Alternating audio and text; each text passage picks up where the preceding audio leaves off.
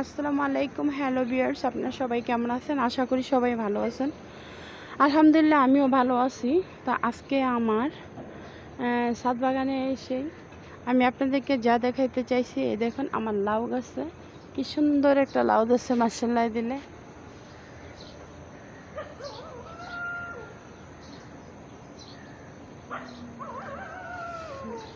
কচি একটা লাউ মরে গেছে, তার পাশাপাশি একটা লাউ বড় হয়েছে। আরেকটা দেখুন, আরেকটা লাউ এই যে বড় হইতেছে, তার পাশাপাশি আরেকটা কচি লাউ মারা যাইতেছে।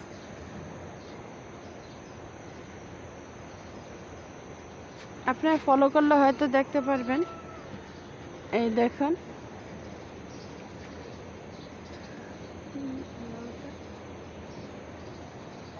আমি আঙ্গুল দিয়ে দেখিয়ে দিলাম যে লাউটা, সেই লাউটা মনে করেন এই যে এই লাউটা হলুদ হয়ে গেছে, আর পাশে আরেকটা লাউ বড় হয়েছে।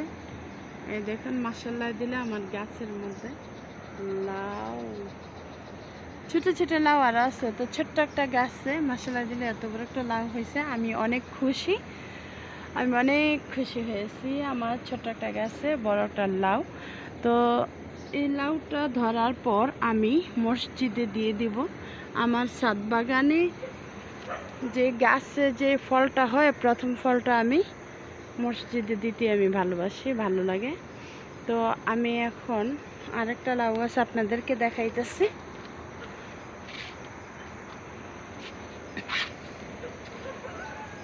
এই যে দেখুন আমার লাউ গাছে লাউ চলে এসেছে, আর এইখানে আরেকটা লাউ বড় হইতেছে।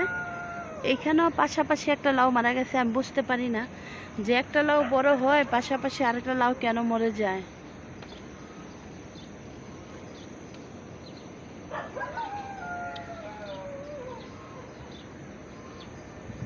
ছোট ছোট অনেকগুলো লাউ ধরছে মাশাআল্লাহ দিলে। এই দেখুন, এ হচ্ছে আমার লাউ গাছ।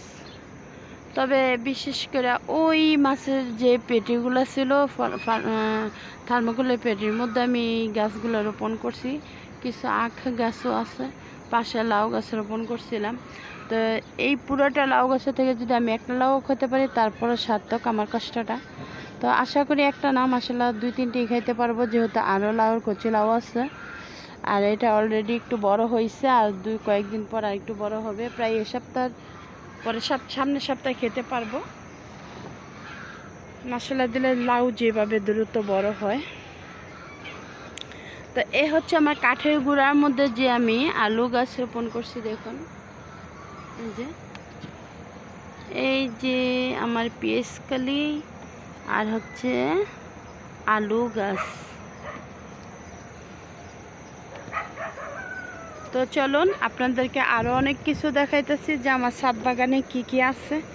এই দেখুন কাঁচা হলুদ,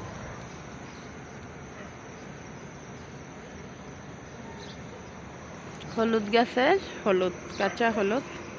তো বিশেষ কথা হচ্ছে, আমার একটা কষ্ট লাগছে বলতে, আমার ছাদ বাগানের ভিতরে যে গাছগুলো আছে, সমস্ত গাছগুলি দেখতে সুন্দর, দেখতে ভালো হয়েছে। এই যে মরিচ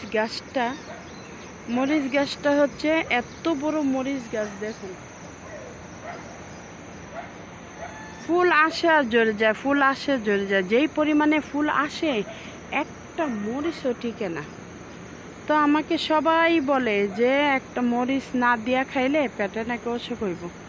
আমার গাছে মরিচই ধরে না, আমি কিভাবে মরিচ দিব বলুন। তো পাশে আবার আরেকটা গাছ আছে, সেই গাছটার ভিতরে আমি এখন আমি এটা দেখছি। এই যে দেখুন, এই যে এখন দেখছি, ভিডিও করার সময় আপনাদেরকে দেখাইতে আসবো। দেখি যে এখানে একটা মরিচ অর্ধেক পেকে আছে, আর এখানে ছোট্ট একটা আছে। এই যে এটা এখনো বড় হয় নাই। এই হচ্ছে, কেউ বলে নাগা মরিচ, কেউ বলে বোম্বাই মরিচ। তারপরে এই মরিচের অনেকগুলো নাম, মরিচটার অনেকগুলো নাম আছে। তা আমরা সবাই মানে আমার ফ্যামিলির সবাই এটাকে বোম্বাই মরিচই বলি। তো ভাইয়ারা পুরো লাউ গাছের পরিমাণ যেটা দেখাইতে চাইছিলাম, আমি প্রতিটা ড্রামের ভিতরে এই যে দেখুন 2টা করে লাউ গাছ রোপণ করছি। তাতে দেখেন লাউ গাছের কি মাশাআল্লাহ কত সুন্দর হয়ে উঠতেছে। দেখুন লাউ গাছটা অনেক সুন্দর লাগতো, কারণ লাউ গাছটি সুন্দর লাগে না এই জন্যই যে এখানে গার্মেন্টসের ডাইস এসে পাতাগুলোর উপরে পড়া একদম পাতাটি বিশ্রী হয়ে যায়। এই দেখুন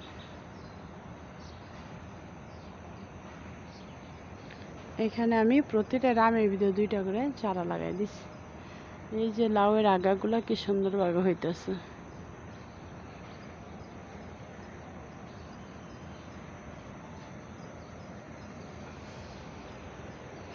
গাছের যদি কোনো একটা ফল আসে বা ফল ধরে এত আনন্দ লাগে যা বলার বাইরে।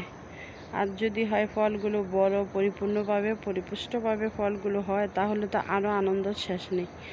এর ভিতরে আমি কীটনাশক দিয়ে দিছি যাতে করে এগুলো নষ্ট না হয়। এর ভিতরে আরও অনেকগুলো আমড়া ছিল, সব আমরাই জোড়া পড়া, এই কয়েকটা আমড়া রয়ে গেছে। তারপরেও মাসাল্লাহ দিলে অনেকগুলো আমরাই আছে, যেহেতু এখানে 3টা, এখানে 3টা, 6টা, 7টা, 8টা, 9টা, 10টা, 11টা, 12টা, 13টা আমরা আছে এখনও। যাক 12 মাসি আমরা অকালে আমরা যখন রয়ে গেছে তা এটি আমি সন্তুষ্ট, সমস্যা নেই। আর এই হচ্ছে আমার কাঁঠাল গাছ। কাঁঠাল গাছটা দেখতে সুন্দর হইতেছে না কেন যে পাতাগুলো মনে হয় পকে এরকম করে।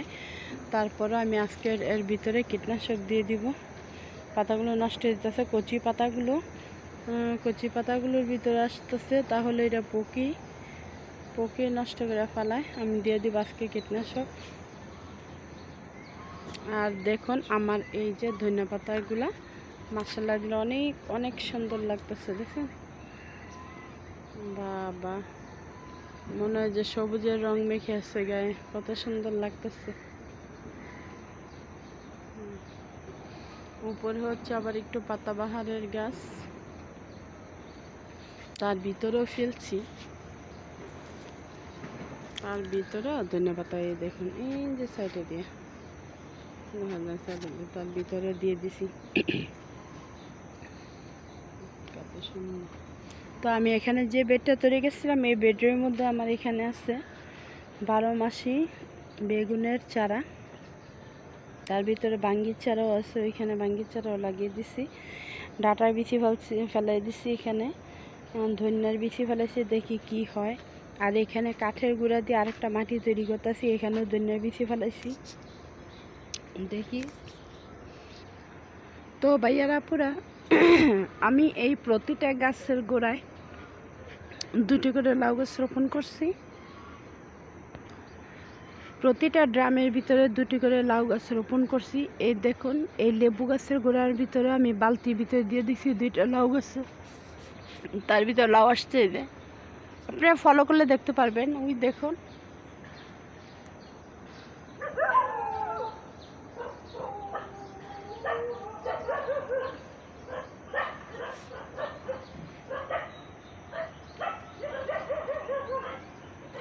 এই যে দেখা যাচ্ছে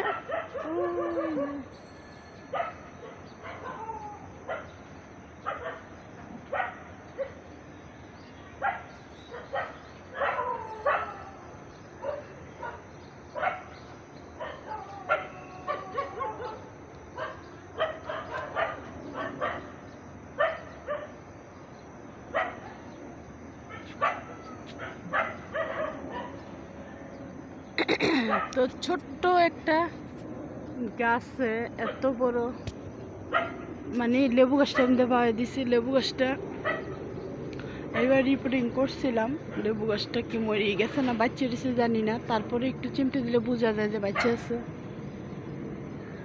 যার কারণে আমি লেবু গাছে পাওয়া দিছি, যা যেই গাছটা হয় হোক। আর এইখানে দেখুন ছাদ বাগানের গাছে ফল ধরলে কি আনন্দই না লাগে।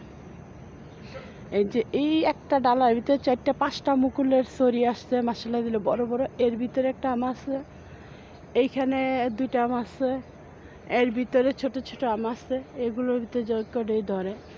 আর এইখানে দেখুন এই যে মুকুল আসবে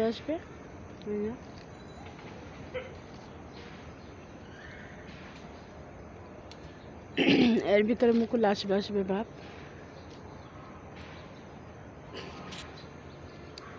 তো ভাইয়ারা পুরা আজকে আমার আনন্দটা আপনাদের সাথে শেয়ার করলাম। বিশেষ করে লাউ গাছ আমার অনেক আনন্দ দিল লাউটা ধরে।